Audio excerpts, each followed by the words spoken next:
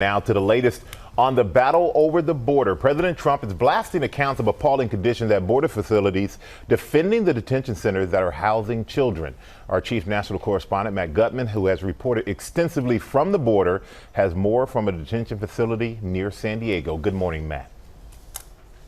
Hey, good morning, Michael. The president going as far as saying that conditions at facilities like these and even child detention centers are, quote, much better than where these migrants came from. But having been to one facility housing children in Texas, I can tell you it is jarring to see children as young as toddlers locked up in what is basically jail.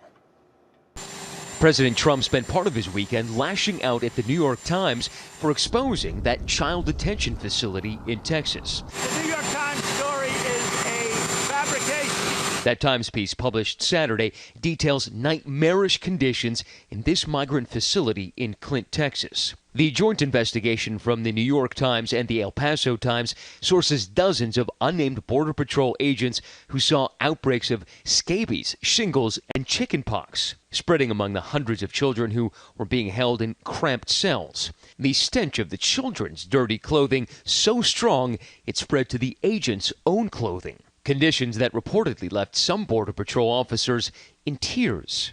But President Trump refuting the report, even adding that he thinks migrants might actually prefer the conditions at detention centers. People that came from unbelievable poverty, that had no water, they had no anything, where they came from.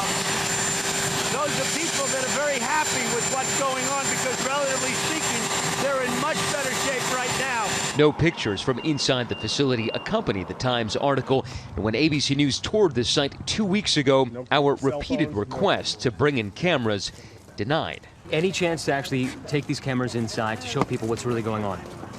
No, it's a pen and pad tour, as we talked about. Those images from the Department of Homeland Security Office of the Inspector General taken at similar Texas Border Patrol facilities, horrific overcrowding, faces pressed against cell windows, allowed only those thin mylar sheets, and offered limited to no showers. There's adequate food and water because the facility is cleaned every day. We have no evidence that children went hungry. Acting Homeland Security Secretary Kevin McAleenan dismissing recent scrutiny over health conditions at the centers, but acknowledging there is a real crisis.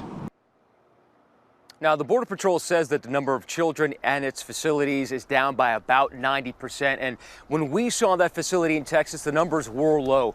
Still, it is jarring to see children with their faces pressed against the glass, sleeping on mats on the floor, all of them looking miserable, some of them crying, and it's questionable that the amount of food they're getting for stays averaging up to 10 days is actually adequate.